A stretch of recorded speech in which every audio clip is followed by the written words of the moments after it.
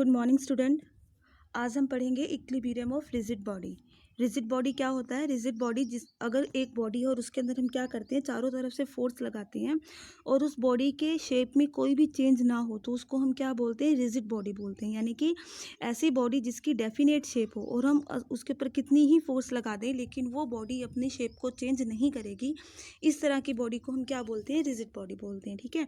A rigid body is in the equilibrium means the body is translational and rotational equilibrium. There are the two conditions for the equilibrium of the force acting on the rigid body. First condition इसकी क्या होगी कि जितनी भी forces हैं उन सभी forces का अगर हम वेक्टर सम कर दें, है ना, तो वो इक्वल टू क्या होगा? ज़ीरो होगा।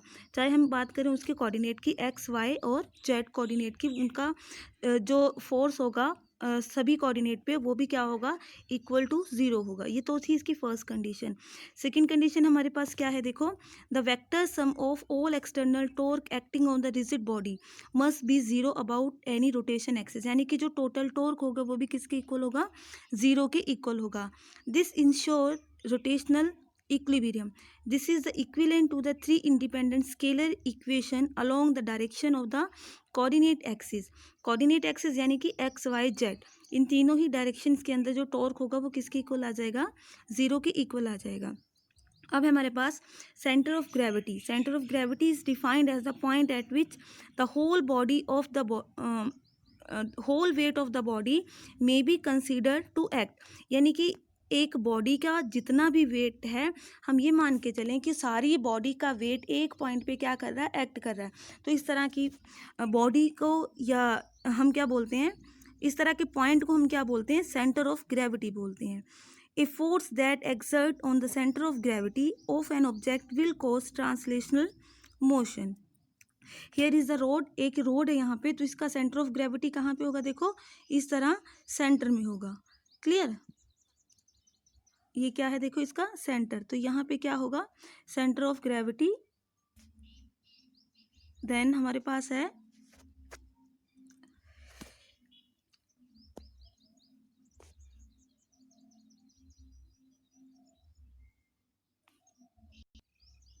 अब हमारे पास देखो centre of mass. Centre of mass is defined as a point at which the whole mass of the body may be consider to be concentrated. एक पॉइंट पे सारा मास क्या करे? कंसंट्रेट करे। इसको हम क्या बोलते हैं? सेंटर ऑफ मास बोलते हैं। तो अलग अलग कोऑर्डिनेट को हमने फाइंड आउट कैसे करना होगा? सेंटर ऑफ मास, जैसे यहाँ पे सेंटर ऑफ मास निकालना हमने एक्स कोऑर्डिनेट का, है ना, तो हमारे पास क्या होगा यहाँ पे कि जो हमारे पास उस बॉडी का मास है वो ले लेंगे और सेंटर से उसका कितना डिस्टेंस है वो हमारे पास आ गया एक्स। तो हम क्या करेंगे? एम आई एक्स आई। आई यहाँ पे क्या है? जैसे हम बोलते हैं कि हमारे पास जो बॉडी है एक सिस्टम है, सिस्टम के अंदर काफ़ी सारे पार्टिकल्स हैं, उन सभी पार्टिकल्स का जो मास है वो क्या है? M1 M2 M3 up to MN तक, है ना। तो हमने यहाँ पे क्या कर लिया? आई की वैल्यू 1 से लेके n पुट कर लिया और हमने क्या किया? मास का और जो पोजीशन कोऑर्डिनेट है उसका हमने क्या कर दिया? प्रोडक्ट करके डिवाइड बाय में होल मास, है ना। तो इस तरीके से हम क्या निकालेंगे? Centre of mass of the x coordinate. Same उसी तरीके से हम निकालेंगे वाई कोऑर्डिनेट के लिए सेंटर ऑफ मास। यहाँ पे देखो एक एग्जांपल दे रखा है, दो मासेस दे रखे हैं हमारे पास, एक का 2 kg एक का 4 kg मास है और एक्स एक्सिस के ऊपर है 2 मीटर दूर and 5 metre respectively. Determine the centre of mass of the system. Mass देखो दे रखा है हमें, फॉर्मूला यहाँ पे लगाएंगे, x1 x2 की वैल्यू दे रखी है वो पुट करेंगे और यहाँ पे हमारे पास क्या निकल जाएगा? Centre of. नाउ हमारे पास है movement of inertia. Movement of inertia क्या होता है? देखो यहाँ पे हमें क्या दे रखी है? एक लाइन दे रखी है ना और उसके ऊपर लिखा हुआ है ओ। तो ये हमारे पास क्या है? फिक्स एक्सिस है एक, और इसका जो ओरिजिन है वो हमारे पास है ओ, और यहाँ पे एक ओमेगा दे रखा है। ओमेगा हमारे पास क्या है? देखो, ओमेगा है हमारे पास एंगुलर वेलोसिटी। ओमेगा क्या है हमारे पास? Angular velocity. देखो M1 R1 M2 R2 M3 R3 up to MN RN। M1 हमारे पास मास, R1 हमारे पास पोजीशन कोऑर्डिनेट, M2 मास, R2 हमारे पास पोजीशन कोऑर्डिनेट, M3 मास और R3 पोजीशन कोऑर्डिनेट। ठीक है। तो हमने यहाँ पे क्या कर, ये हमारे पास क्या हो गया? कि सिस्टम हो गया। उस सिस्टम के अंदर क्या है? काफ़ी सारे पार्टिकल्स हैं और काफ़ी सारे जो पार्टिकल्स हैं उन्हीं का ये मास है M1 M2 M3 up to MN और position coordinate R1 R2 R3 up to RN। Clear. ये हमारे पास की एक रिजिड बॉडी है। रिजिड बॉडी क्या होता है, जिसकी शेप चेंज नहीं होती है अगर हम उसके ऊपर क्या लगाते हैं, फोर्स लगाते हैं, ठीक है। तो हमने क्या किया, मोमेंट ऑफ इनर्शिया निकालने के लिए देखो m1r1 स्क्वायर प्लस m2r2 का स्क्वायर प्लस m3r3 का स्क्वायर अप टू mn का स्क्वायर, और फिर हमने इसका क्या कर दिया, सुमेशन कर दिया, सबको ऐड कर दिया।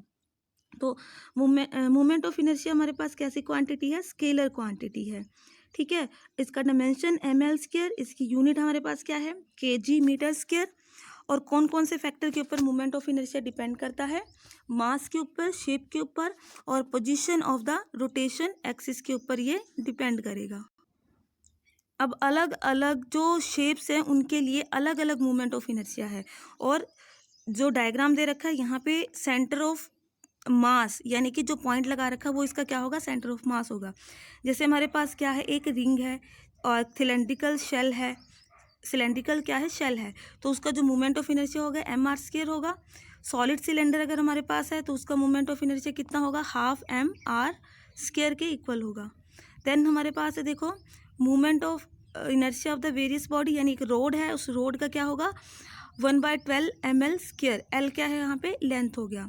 एक सॉलिड स्फीयर है 2/5 mr स्क्वायर, तो ये इसका क्या हो गया, मूवमेंट ऑफ इनर्शिया। एक हमारे पास क्या है, होलो स्फीयर है ना, अंदर से खाली है और उसका रेडियस क्या है, r है, तो उसका मूवमेंट ऑफ इनर्शिया कितना होगा 2/3 mr स्क्वायर।